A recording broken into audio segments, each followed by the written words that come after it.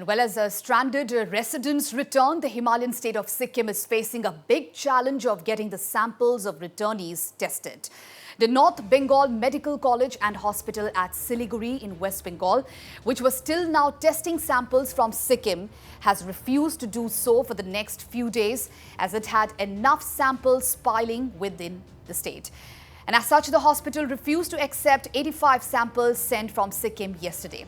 With the lab at STNM in Gangtok yet to be functional, there are nearly 800 test results pending. And meanwhile, speaking to Northeast Live, State's Secretary Health Dr. Pemba T. Bhutia said the lab at STNM will become functional from tomorrow.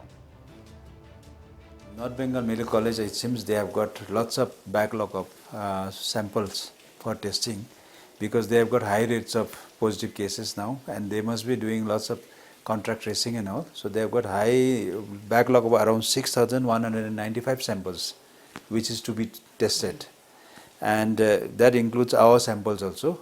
And so yesterday they sent us one letter by email only that for at least 3-4 days don't send any sample, we are overburdened with the samples. So after that, now we have instructed our doctors not to send sample to North Bengal Medical College for 1 or 2 days still for the others. And we have brought the samples to STNM hospital and we have kept it in the refrigerator in STNM hospital because we are also trying our hard level best to start our lab at the earliest, because there are some official things which has to be followed. There are some we have to do the accreditation of the lab first, then we have to do the screening tests, we have to pass that.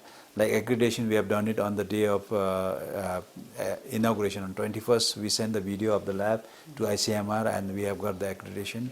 Then after that, we got 4 samples from North Bengal Medical College for testing, which the report, they know it, but they don't tell us. So we did that testing and our report and their report actually tallied. So we have passed in that.